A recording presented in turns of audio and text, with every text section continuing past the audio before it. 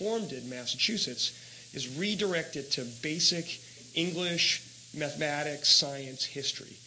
We weren't going to do fuzzy math. We weren't going to do soft skills. We weren't going to do all these other sort of faddish things. We were going to do high-quality classic literature, poetry, and drama. The evidence is quite clear that the vocabulary, the sentences, the offerings in literature is better quality, and that it better prepares kids to learn how to read, but also have actual cultural knowledge from which they can draw for their rest of their academic careers, college life, right? I mean, things like Huckleberry Finn, Sherlock Holmes, Charles Dickens. You learn all about about friendship, about love, about tragedy, about comedy. These things that bind us together and make us human, right? And on the mathematics side, what they did was emulate the highest performing Pacific Rim countries and have made a commitment to having access to Algebra 1 start in 8th grade, which is what they do in California, or have done in California, and what they do in places like Japan and Hong Kong and Singapore. Well, what this commitment to high-quality mathematics, high-quality English language arts, there's a test called the NAEP test. It's the National Assessment of Educational Progress. It's the nation's report card. Massachusetts has been number one in the country in every grade tested, every category tested for the last 5 administrations of it. No state has ever done it once, and we've done it 5 times in a row. In the area of international mathematics, there's a test called the TIMSS test. It's the gold standard for math and science testing. In 2007 and 2013, we were tied for number 1 in the world in 8th grade science and among the top performing countries in the world in mathematics. And this is no small accomplishment. So when in 2009, the Obama administration came up with the idea of a race to the top, Massachusetts could, which is a federal grant program, the reality of it is they could have named it the race to be Massachusetts, because we were already number 1 and we were already internationally competitive.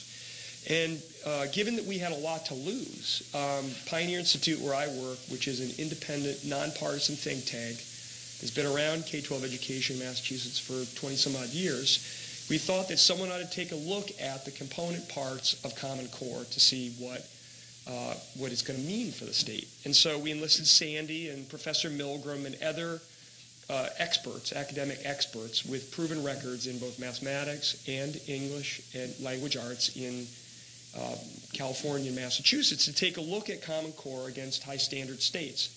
And what they found in these exhaustive 40, 50-page reports, and they did 4 or 5 of them in sequence for us, is that, as Sandy said, they were of Common Core in both English and mathematics was of lower academic quality than what high standard states already had. So it wasn't going to be a race to the top for Massachusetts. It was going to be a race to the middle.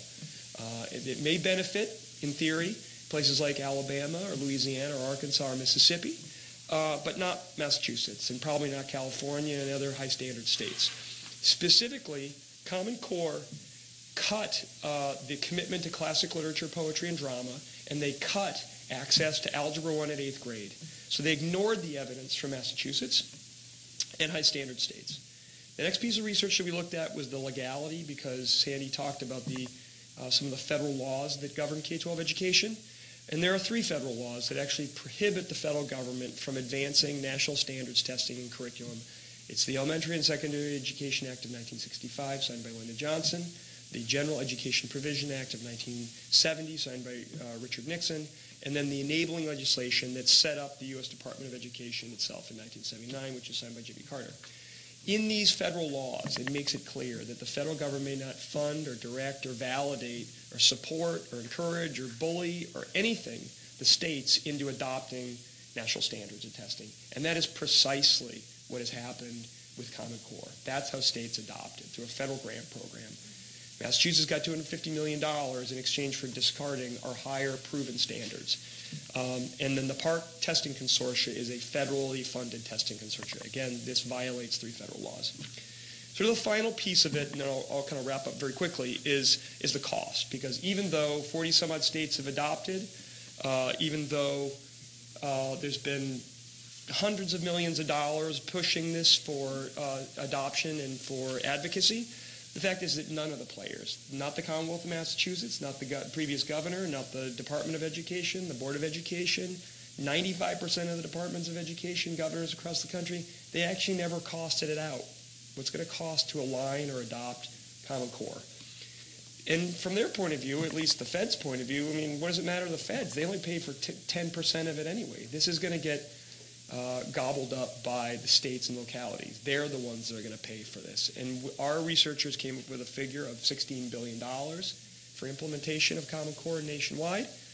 And it's going to cost Massachusetts $350 million to do Common Core.